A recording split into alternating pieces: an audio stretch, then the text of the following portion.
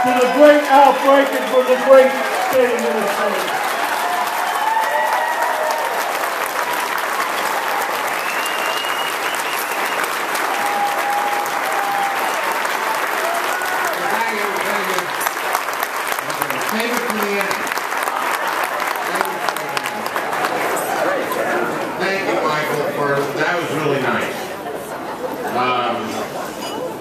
I used to have this radio show on Air America,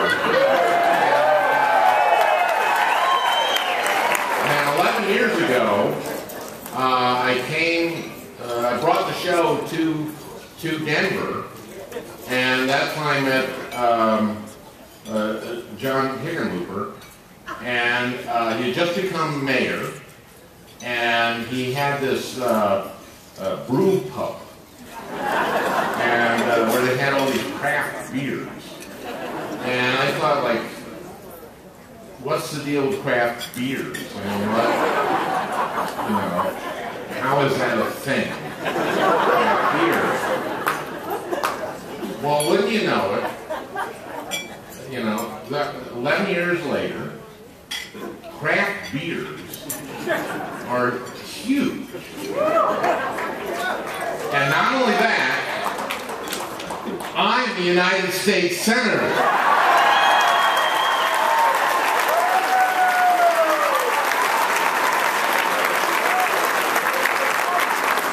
I don't know what happened to Hickenlooper. When I was in the bathroom coming out, I saw a guy who looked like an older version of him. I don't know, I probably should have done some research before I came to Colorado. Colorado. I do know some Democrats here. Michael Bennett, I know him. I served in the Senate with him. Really great guy. I really like Michael, and I don't know how anyone could not like Michael. He's brilliant. He's got a wry, self-effacing humor, like me. And he's not just a great Democrat, he is a great senator.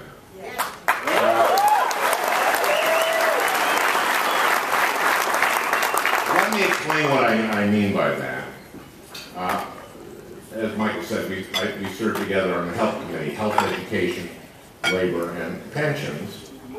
And now, because he was a school superintendent, he is a tremendous resource on the committee.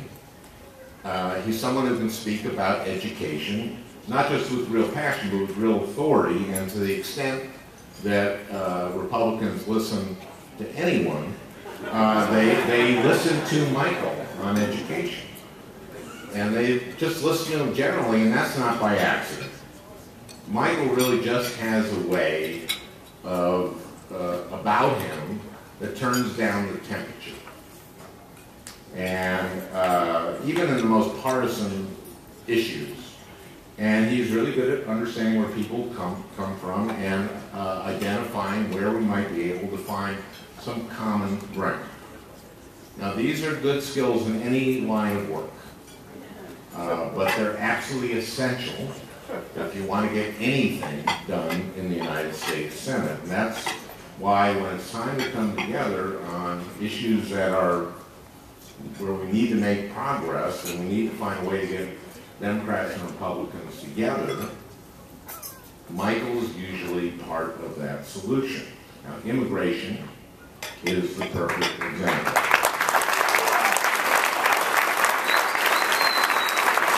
Here is an issue with a lot of moving parts and a lot of strong opinions on every side. But Michael was one of the Gang of Eight, one of those senators who reached across the aisle and found common ground.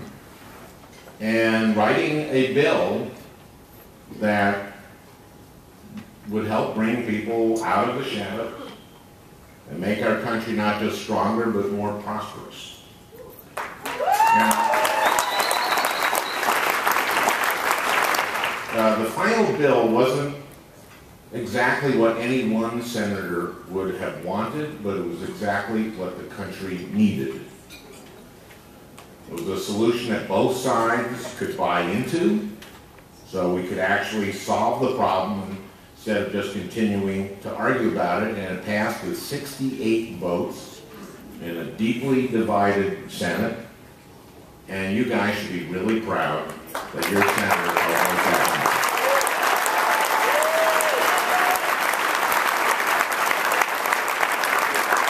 I wish we had more Democrats like him, and frankly, I wish we had some Republicans like him, especially in the House, which won't even vote on the bill that we passed. By the way, speaking of things that I wish were different, man, do I miss Mark Udall.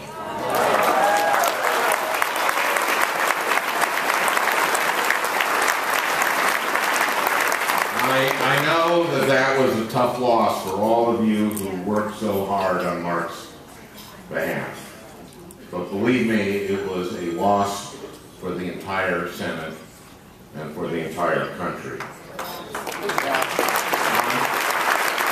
On all the issues where Mark took the lead in carrying forward Colorado's commitment to the environment, to standing up for civil liberties.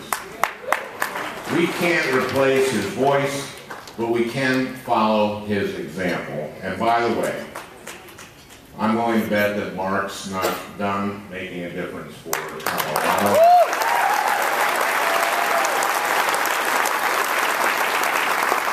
And I know that you're not done fighting for the things that he and I and Michael believe in, because we have a lot of work to do. For example, Michael and I and Mark are keenly aware that we are at a moment in this world when climate change has become an existential threat to our way of life. Now, we have faced moments like this before. I remember back in 1957 when the Soviets launched Sputnik. They had nuclear weapons, and now they were ahead of us in space. Americans were terrified. I was 6 years old. My brother was 11. And my parents marched us into our living room in St. Louis Park, Minnesota, and sat us down and said to us, "You boys are going to study math and science so we can beat the Soviets." Now, I thought that was a lot of pressure to put on a 6-year-old.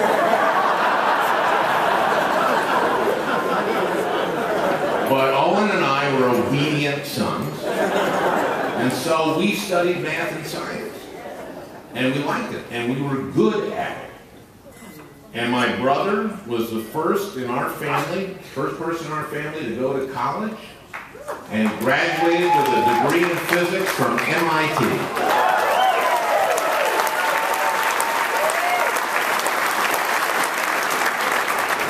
And he became a photographer.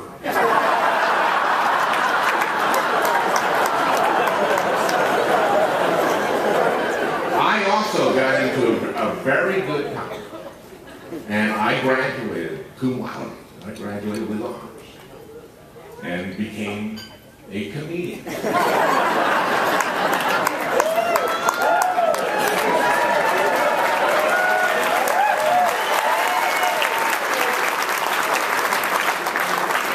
My poor parents. But we beat the Soviets. Yes.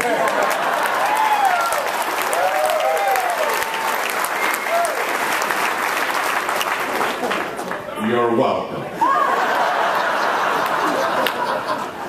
Now, to be fair, the Frankens shouldn't get all the credit.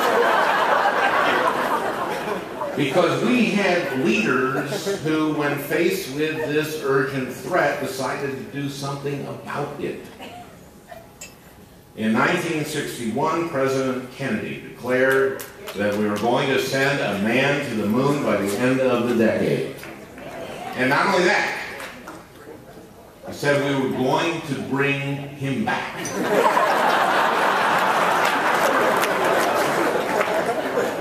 Which I'm sure the astronauts and their families appreciate. Now, this wasn't just talk. After Sputnik, we invested in science and math education, and in innovation, and in new technologies. And we didn't just win the race to the moon, we got a smarter country. And all sorts of innovations, from the space programs like transistors and hard plastics and GPS, and the economic benefits that come along with those new technologies. But now we're faced with a challenge that's just as critical. Last year was the warmest year since they started keeping track back in 1880. The 10 warmest years have all taken place since 1997. Sea levels are rising. Storm surges are causing tens of billions of dollars in damage. Extreme weather like drought is threatening our agriculture. We're seeing longer and more intense wildfire seasons. Here in Colorado, scientists have found that the mountain pine beetle has gone from reproducing once a year to twice a year.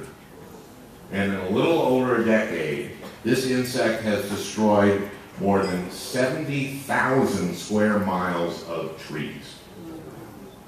Big insurance companies are warning us that global warming is threatening our economy. The Department of Defense is warning us that this is threatening our national security. Now, a lot of Republicans say, well, I'm not a scientist. Although most of them aren't doctors either, but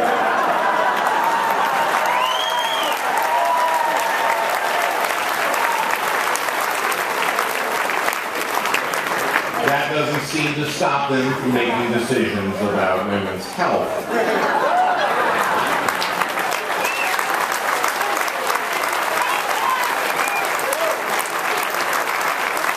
But you know who is a scientist? Scientists. And 97% of climate scientists agree that man-made climate change is real and is threatening our planet. Folks, this is another Sputnik moment, and we need another Apollo project. But instead, we're doing just the opposite of that. I'm on the Energy Committee, a report authored by former Lockheed Martin CEO Norman Augustine, a Republican, Microsoft founder Bill Gates, the CEO of Cisco, and other prominent business leaders, left-wing hippies, found that not only are we not growing our investment in finding new energy technologies, we're actually shrinking it. This sounds crazy, and it is, but it's also true. We are actually spending less than half as much on energy research and development as we were 30 years ago. Bill Gates wrote a separate op-ed in which he pointed out that in terms of percentage of GDP that goes to energy research, we're 11th in the world. Not just behind China and Japan, but Finland. I serve on the Energy Committee, and I met with a group of these executives who are on this committee and this board to talk about the report, and they are just incredulous that we're not making these investments. And not just because it's putting our planet at risk. We're talking about a $5 trillion global market. Look at China. China is choking on its fumes, and they know it. That's why they're leading the world in renewable energy investments. But I want us to find those technologies before they do, because then we can sell them to them.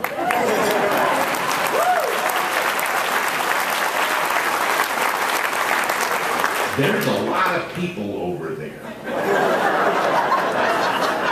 It's a big market.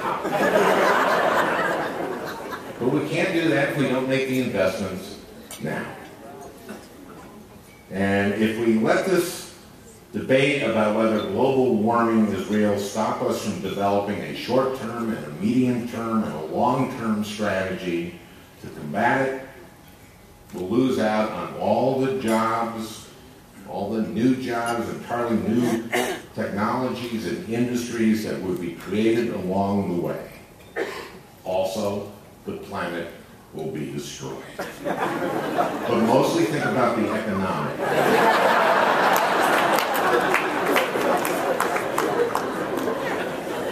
Now, speaking of our economy, we've got some work to do there too. President Obama inherited the worst recession since the Great Depression. But as Michael said, over the last 59 months, the economy has added 11.8 million private sector. And by the way, 59 straight months of private sector growth is an all-time record. But the middle class is still hurting.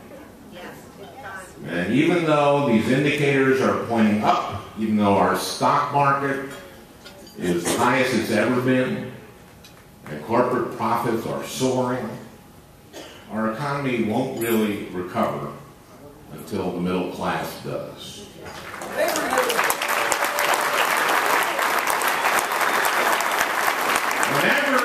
Whenever we Democrats talk about the way our economy is rigged against the middle class and people aspiring to the middle class, we get accused of engaging in class warfare.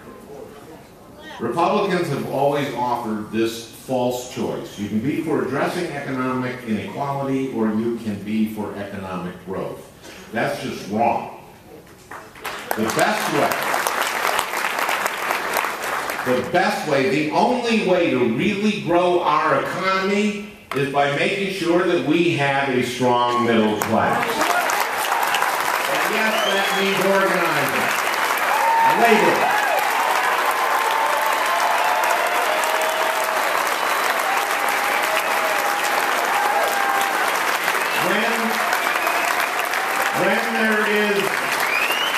When there is a strong middle class, when ordinary people have money in their pockets, it creates demand. When the middle class is strong, there's more economic and social mobility. So it's easier for people to work their way up the ladder. People from the middle class are, on a percentage basis, much more likely to become entrepreneurs, starting new businesses and creating new jobs. And by the way, when the middle class does well, the rich do really well too. My friend Paul Wellstone used to put it this way: we all do better when we all do better.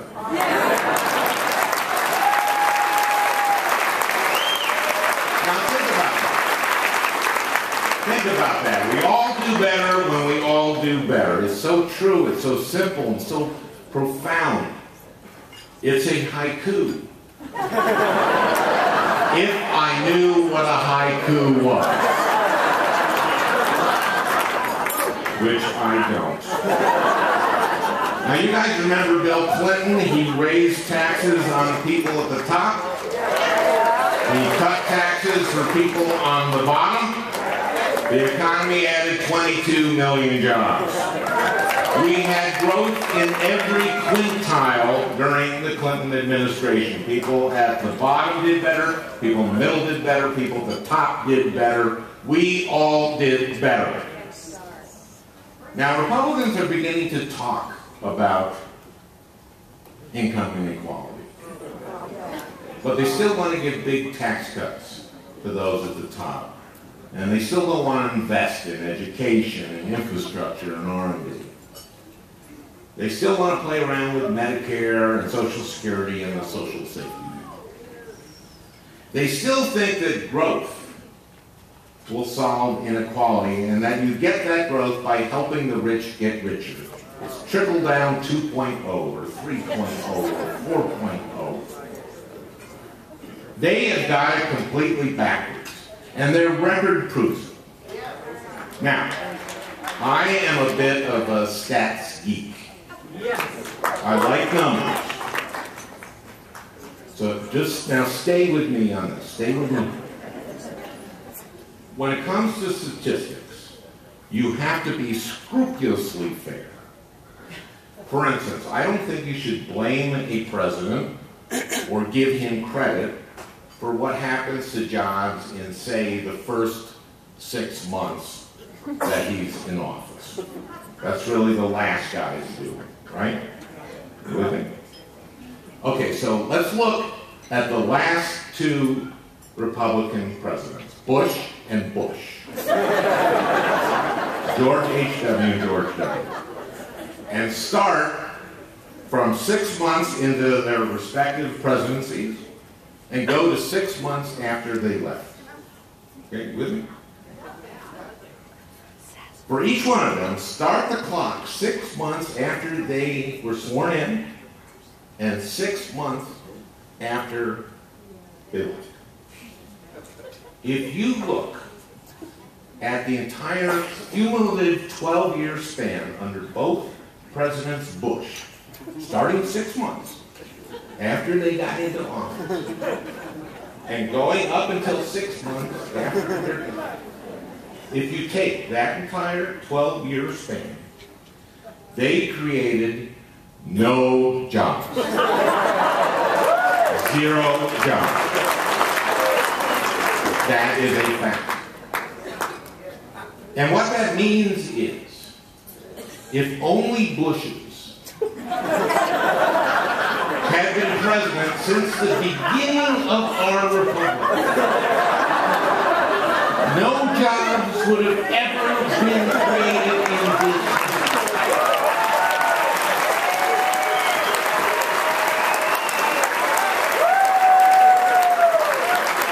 Not one American would ever have worked.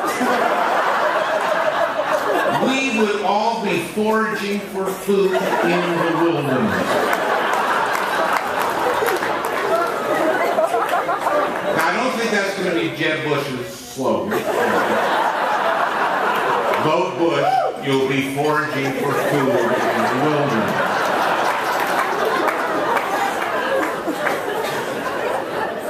But if you're my age, you really don't have to rely on statistics to know that a strong middle class has always been the source of our prosperity. I know it's true because I lived it. Let me tell you about how I grew up. As I mentioned, I grew up in St. Louis Park, which is a middle-class suburb of Minneapolis. My dad was a printing salesman. We lived in a 2-bedroom, 1-bath house. I felt like the luckiest kid in the world because I was. I was growing up middle class, at the height of the middle class in America and in Minnesota. And that was when being middle class meant real security. It meant you could put a roof over your family's head. It means you could put food on the table, and then you could send your kids to a good public school and take them to the doctor if they got sick. It meant you could take a vacation once in a while, although our vacation was always driving to New York to visit my Uncle Irwin and my Aunt Hinda.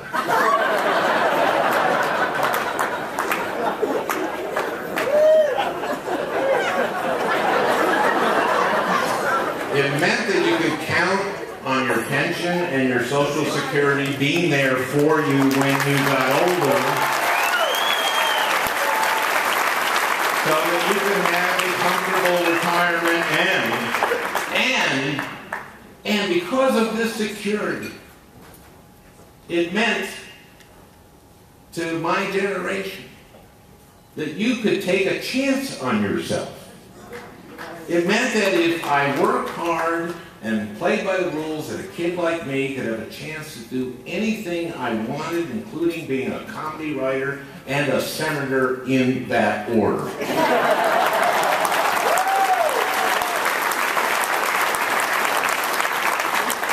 It meant something else, too. See, when the middle class was thriving, people were earning good paychecks, and that meant when they paid their taxes, we could afford to keep investing in our schools and our infrastructure and in innovation. It also meant we could afford to help people out who weren't as lucky as I was growing up. People like my wife, Franken. When Franny was 17 months old, her father, a World War II vet, died in a car crash, leaving my future mother-in-law, her mom, at age 29, widowed with 5 kids. But that family made it because of Social Security survivor benefits. Now, sometimes there wasn't enough food on the table. Sometimes they shut the heat off. This is Portland, Maine. Sometimes they shut down the phone, off the phone. But they made it. They made it. Every single one of the 4 girls in Fanny's family went to college on combinations of Pell Grants and other scholarships.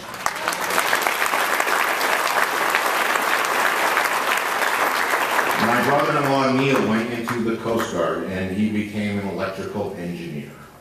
My mother-in-law, when Franny had a younger sister, when the younger sister went to high school, my mother-in-law took out a $300 GI loan and went to college. And she got 3 more loans. And she became an elementary school teacher because she taught Title I kids, 4 kids. All her GI loans were forgiven.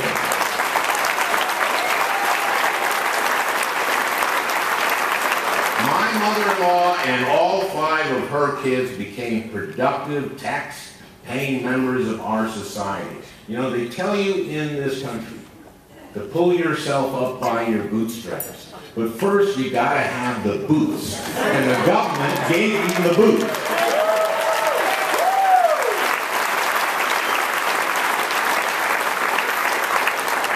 You know, in Minnesota, we have a dinner like this one. It's not called the Jefferson-Jackson Day dinner, or it's the Humphrey Mon dinner. And every year, somebody ends up quoting the same Hubert Humphrey line. It's a great line. The moral test of government, he said, is how it treats those who are in the dawn of life, the children. Those who are in the twilight of life, the aged. And those in the shadow of life, the sick, the needy, and the handicapped. We don't think that government can solve every problem. But we think that if we work together and everyone contributes their fair share, we can provide opportunity for children, a dignified retirement for our parents, and help our neighbors who have fallen on hard times. We think that we can help families like Franny's work their way into the middle class, and help families like mine build real economic security. And we think, no, we know that's how we grow our economy. That's how we make our country stronger. That's how America has always worked better.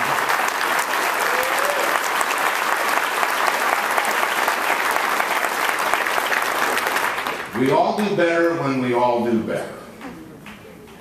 It isn't just about doing the right thing, it's about doing the smart thing. I think that's a pretty good guiding principle for us as a party. Do stuff that is right and is smart. Investing in schools and infrastructure, building a strong safety net with programs like Social Security, ladders of opportunity like Pell Grants, working together to tackle big problems like climate change and immigration, and our thoroughly messed up campaign finance system.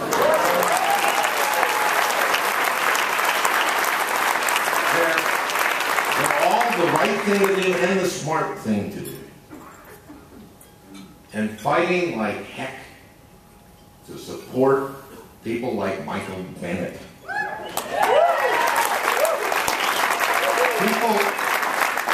People who understand what's at stake when we talk about these issues. People who know how to find common ground but aren't afraid to stand their ground. That's definitely the right thing to do and the smart thing to do. We have a big election coming up next November. And no matter what happens between now and then, we need to be fired up to win it for Michael and for our presidential nominee. Because that's how we get a chance to keep our country moving forward. I want to trot out one more Paul Wellstone quote. Paul said, "The future belongs to those who are passionate and work hard." I need you all to stay passionate. And I need you to work really hard for my friend Michael Bennett for the next 20 months. I need you to get on the phone. I need you to knock on those doors when you're door knocking. I need you to click on those links in the fundraising emails. Folks, I've never been more proud to be a Democrat. I have faith in our values. I have faith in our ideas. And most of all, I have faith in you. Thank you.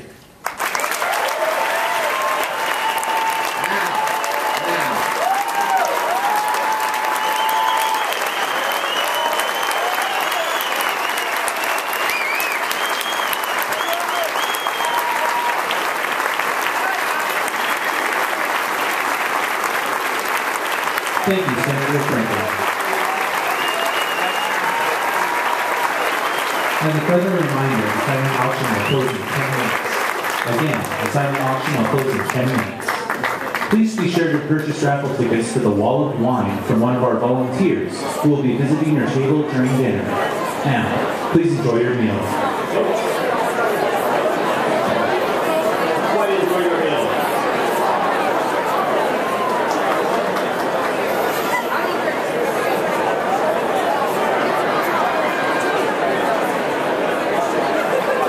Before you join your meal, Democrats, that was a false alarm.